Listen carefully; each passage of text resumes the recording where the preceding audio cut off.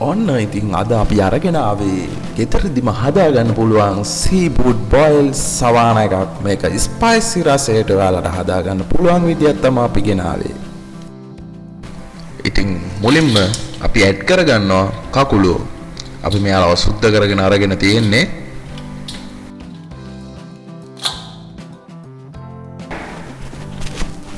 කකුලුව add කරගෙන ඉවරයි. ඊට පස්සේ අපි මේකට වතුර ඇඩ් කරගන්න ඕනේ.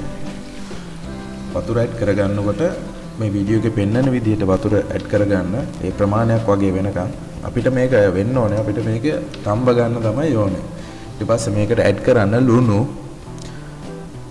ඕගොල්ලන්ට ඊට පස්සේ මේකට ඇඩ් කරන්න පුළුවන් ගම්බිරිස්.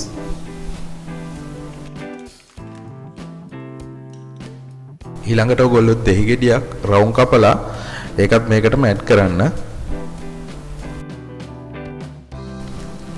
ඊළඟට ඔයගොල්ලෝ කකුලුව ටික තඹ ගත්තට පස්සේ කකුලුව ටික වෙනම භාජනයකට දාලා අයින් කරලා තියාගන්න.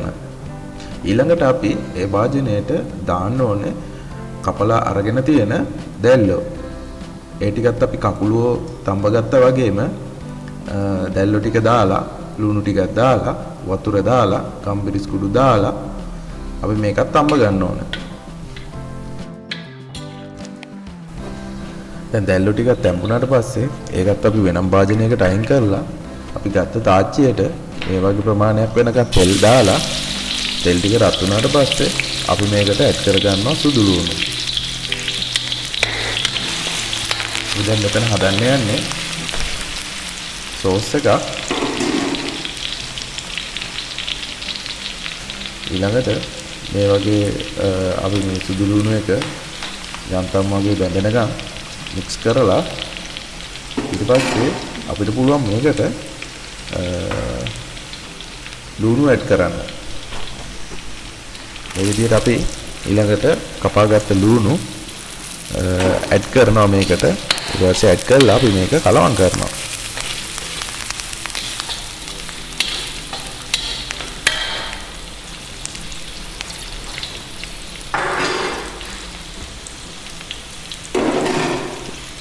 ඊළඟට අපිට පුළුවන් බේ ලීෆ්. බේ ලීෆ් කියන්නේ බේ කොළ. ඒවා අපිට ගන්න පුළුවන් ඕනම ෆුඩ් සිටි එකකින්. අපි ඒවත් මේකට ඇඩ් කරලා අපි තව මේක පොඩ්ඩක් මික්ස් කරගන්නවා. ඊට පස්සේ අපි මේකට ලුණු ඇඩ් කරගන්නවා. මේවා ලුණු ඇඩ් කරනකොට ඕගොල්ලන්ගේ රස ප්‍රමාණයට ඇඩ් කරගන්න. ඊළඟට අපි මේකට මිරිස් කුඩු ඇඩ් කරගෙනවා. මිරිස් කුඩුත් ඇඩ් කරනකොට ඕගොල්ලන්ට සැර ඇති ගානට ඇඩ් කරගන්න පුළුවන්. දැන් අපි මේකට chili sauce එකක් ඇඩ් කරනවා.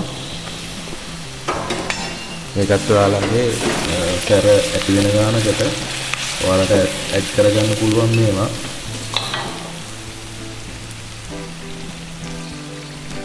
දැන් අපිට පුළුවන් මේකටම කෑලි මිරිස් ඇඩ් කරන්න. අපි කෑලි මිරිසුත් මේ වගේ ඇඩ් කරලා ඊළඟට අපි මසාලා පවුඩර් එකකින් ටිකක් දානවා. දාලා අපි මේක හොඳට මික්ස් කරගන්නවා.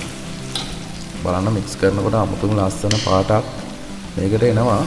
ඊළඟට අපි මේකට සෝයා සෝස් ටිකකුත් එකතු කරගන්නවා. බලන්න මේවා එකතු කරගත්තාම මේ සෝස් එකට ලස්සන පාටක් එනවා. පාටක් වගේම අමුතුම සුවඳක් එනවා. ඔයගොල්ලෝ මේක හදලා බලන්න ගෙදරදී. ඔන්න බලන්න දැන් මේක ඉදීගෙන එනවා. අපි ඊට පස්සේ මේකට වතුර ටිකක් එකතු කරනවා. එකතු කරලා අපි මේක තව ටිකක් මේම හැඳි ගගා ලිපේ තියා ගන්නවා.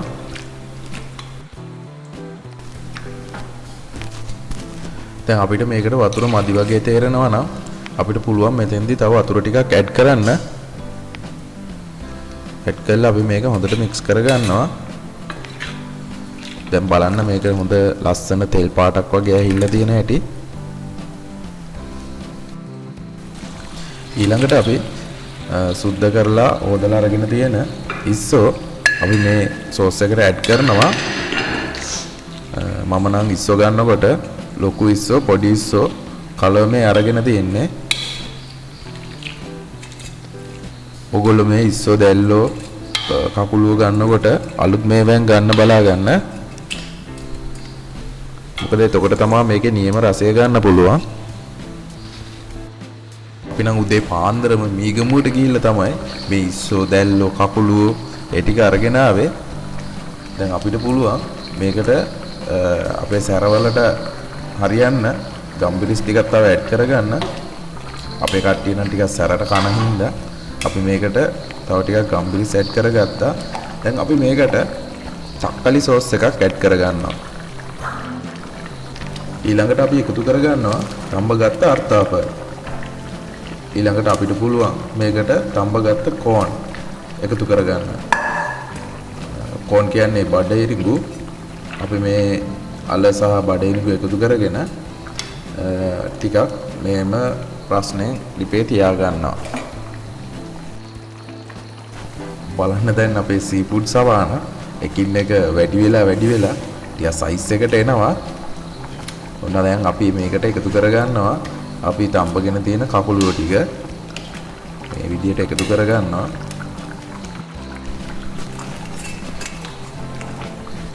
දැන් බලන්න කකුලුවත් අපිට මේකට ඇඩ් වෙනකොට මේක කොච්චර ලොකු සවන් එකක් වෙනවද කියලා.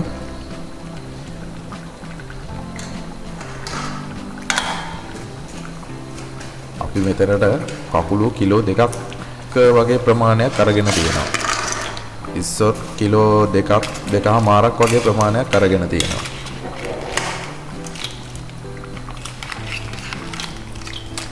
ඔයගොල්ලෝ මේවට ගන්නකොට ටිකක් ලොකු කකුලුවන්ගෙන් ගන්න බලන්න.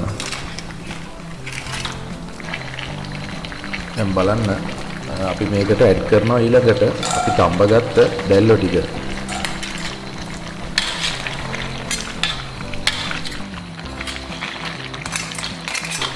දැන් අපි මේක හොඳින් මික්ස් කරගන්න ඕන. මොකද අපේ මේ තියෙන ග්‍රේවි එක මේකේ කකුලුවන්ගේ එහෙම මේක හොඳට මික්ස් වෙලා ගෑවිලා තියෙන්න ඕනේ. දැන් අපිට පුළුවන් මේකට ඔයගලන්ට කැමති හර්බ්ස් జాතියක් එකතු කරගන්න. මම නම් මෙතෙන්දී එකතු කරගත්තේ කොත්තමල්ලි කොළ. මොකද කොත්තමල්ලි කොළ වල අමුතුම රසයක් එනවා. දැන් ඉතින් අපේ සීෆුඩ් සවාන් එක හදලා ඉවරයි. අපි නම් මේක රස බැලුවා. මේ හරිම රසයි. හොඳ සැරටක් තියෙනවා. ඔයාලත් ඉතින් මේක ගෙදරදී හදලා බලන්න. බලලා ඉවරලා කොහොමද මේකේ රස කියලා අපිට කමෙන්ට් එකකුත් දාලා යන්න අමතක කරන්න එපා.